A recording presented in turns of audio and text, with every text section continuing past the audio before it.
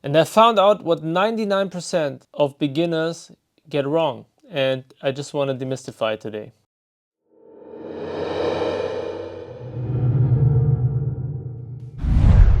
Hey guys, I'm Brufio. Welcome back to the channel. Before we dive into the details, go to brufiomusic.com/gift. You will get a vocal mixing guide that I made for you, super nice. Also how to record in a home studio. You will get my free drum samples, mix template, so much stuff for free. So check it out at brufiomusic.com/gift. And yeah, now let's unveil the secret.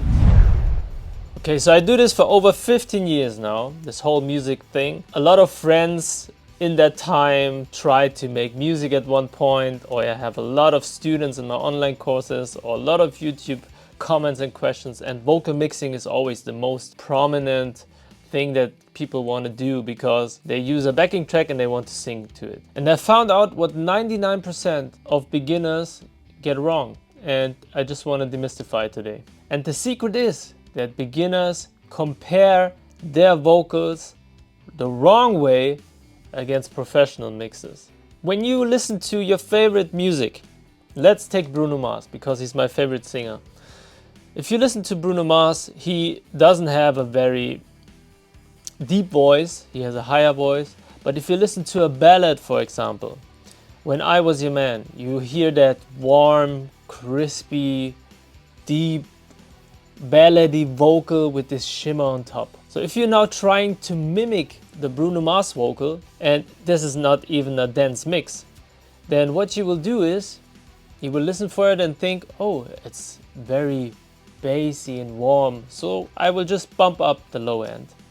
And that, my friends, is wrong.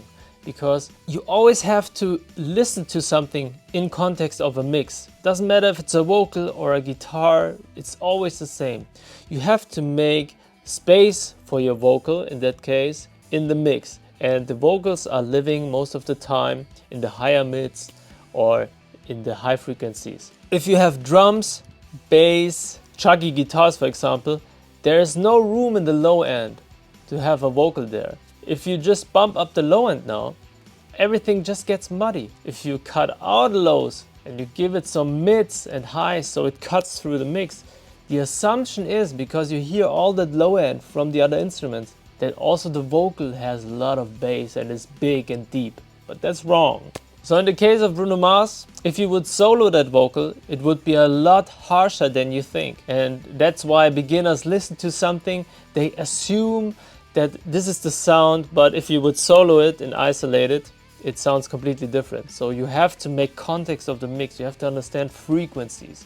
Let's make a simple example and we jump into Cubase and I will show you something with a song I made recently. It's called I Don't Wanna Be So Cold. And in this example I will use the lift plugin from Slate Digital because it's very easy. It's like an EQ. You can choose between different modes, silky and stuff like that. What it does is it lifts up the high end. High mids, high frequencies. Therefore, we don't have to go into deep EQs now and see which frequencies. So I just use that one knob to show it to you. So let's listen in the context of the mix first. Leave it disabled and you will hear it sounds good, it sounds round. But if I kick in the lift, suddenly the vocal comes out of the mix. You can hear it better because these are the frequencies that human hearing is used to listen to other vocals, to other humans speaking, shouting, all that stuff. So let's listen to it in context. I see other kids have grown up. The problems okay, sounds fine. Parents are hot, cold as ice, but I feel better when it's warm. I see other kids have grown up. The problems to give. You hear it when you enable it, it pokes out, it comes out of the mix. You hear it a lot better now. I know that one day you will be gone, and within seconds this iceberg will melt down. But I can't change it and I know it's wrong. So some people's hearing is not that good in higher frequencies, so they will turn up the high frequencies. And for other people that's too harsh. Others use an analyzer to see where the high end is and do it like that. I also reference it against other tracks, but it's important that the vocal is hearable, okay? Now we do the same thing, but we isolate the vocal. And here it gets a lot more obvious because First, you listen to the vocal, and it sounds really nice, full, warm, and all that stuff. I see other kids have grown up. The problems to give their parents a hug. Cold as ice, but I feel better. And then when I push in, when it's warm, I know that one day you will be gone, and within seconds this iceberg will melt down. But I can't change it, and I know it's wrong. It's suddenly harsh and way too much high end. But in context of the mix, it was sounding fine. I see other kids have grown up.